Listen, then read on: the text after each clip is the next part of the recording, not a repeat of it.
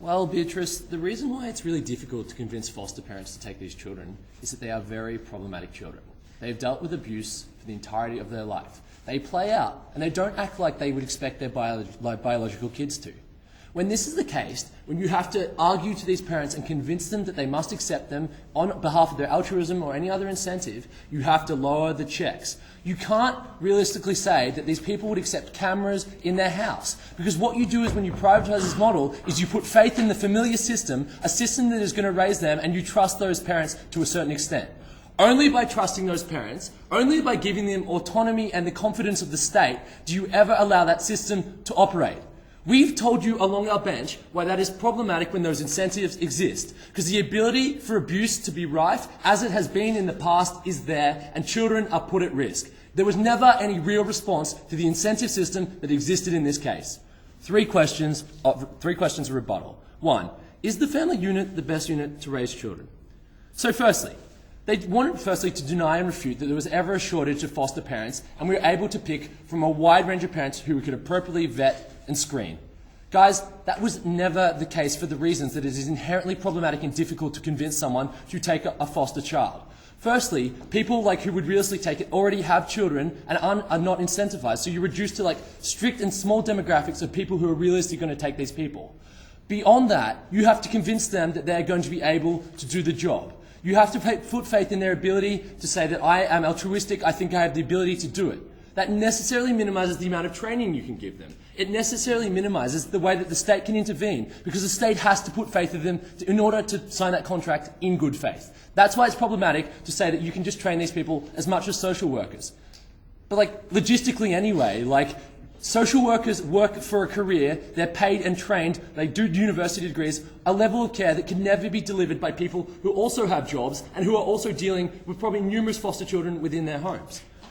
But regardless of that, let's talk about the well-intentioned and altruistic parents. We'll talk about the majority of people we were talking about apparently, which is pedophiles later on. But anyway, well-intentioned. We think even for these people, putting faith in the familiar system is not the best way to do it. Why was that? Because just because someone has raised their own biological child, they are not necessarily expert at raising another child and a problematic child. When the calculus is that you have to trust that parent and rely upon the notion that they are good parents from the beginning and therefore we trust you, you rely upon that expertise and that kind of knowledge.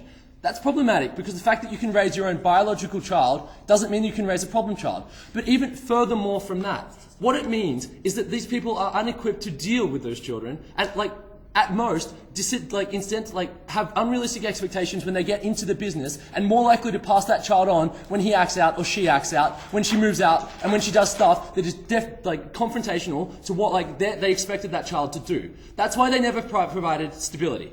But let's look at this second stakeholder and the kind of people who are able to abuse children. We never said that 100% of foster parents were pedophiles. Right from the beginning of our case, we said that there are two key stakeholders here that we want to talk about. But there is the ability for people to abuse in this case. For example, pedophiles who haven't offended before.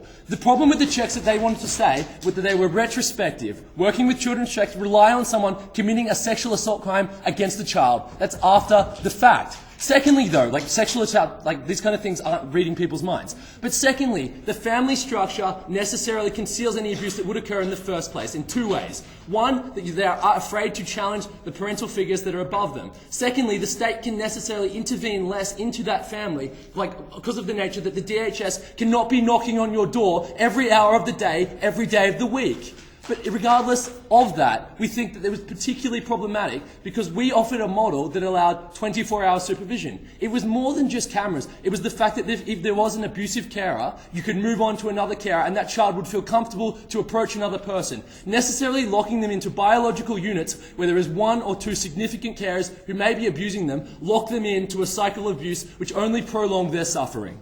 Okay, they wanted to talk about people who are experienced with traumatized children. Inherent in that logic is that these people must have dealt with traumatized children for the first time. Everyone has to learn from the beginning, and they don't learn that at a university course. They learn that from being first-time foster parents. If you're willing to sacrifice children on that altar, fine, but you necessarily deliver worse outcomes for them. But secondly, as I've said, there's a difference between raising your own child and raising a foster child, and we think the ability for even an experienced parent who thinks they are a good parent, the expectations that they're going to come into this arrangement are necessarily not conducive to raising children well. So, then they wanted to talk about the nature of the family as a stopgap. We were never against returning children to their parents in the long term. However, we thought it was problematic that this was used as something that was temporary while their parents were away in rehab. That was particularly problematic when they got up at first and they said that they wanted to use foster parenting as a carrot or a stick, we're not sure, to get children back into their homes. In the past case where their parents have been abusing them and are away being fixed, we don't think that was an ever appropriate model or a reasonable assumption to make that how these children are going to think. We think, if anything, putting them into a family structure which they already distrust, which has been used to abuse them, we think that makes it more problematic, and their ability to engage in that is worse. Okay, let's talk about opposition criticism of our model. Essentially what they wanted to say is, one, that these kind of centres are going to be underfunded, the ratios are going to be worse, and we're going to support biological parenting above all. I've dealt with the third point. There is no reason why the biological constructs of parenting are necessarily better for raising these children. There was never any substantive analysis of why just because a mother is a mother, that means that they are a better person to care. Particularly problematic was that they never responded to the analysis they gave us, that understanding the context of that child is paramount in these cases, and these parents never actually had that. Just biological knowledge and the fact that you've been a mother before, or the fact that you put someone in a social contract that is a family, was never something that was going to cure the ills that existed in the first place. What these children need is expertise. They need psychologists, they need carers, and they need the ability to go to other people. Why did we deliver them that? They said that the ratios would be wrong. In any extent, we can meet those ratios, but we never thought mimicking the family unit was the best thing to do in this case. What we thought was that having a wide range of specialists who are accountable to these children and give them care and the ability to access the kind of things they need, as well as the support, as well as a holistic approach to their education and the criminal justice system, was the most effective way to rehabilitate these children. No response. Secondly, though, what do we hear? We heard that parents deliver more stability. No, we said we deliver more stability because in most cases we'd be erring on the side of permanency. We think putting these children in homes that they are guaranteed to be in to the age of 18, if we cannot realistically deliver them back to their parents, is much better than putting them in families who, one, are unaware of not expecting what the problem child is going to be, or two, simply change fortunes and want to get rid of the child.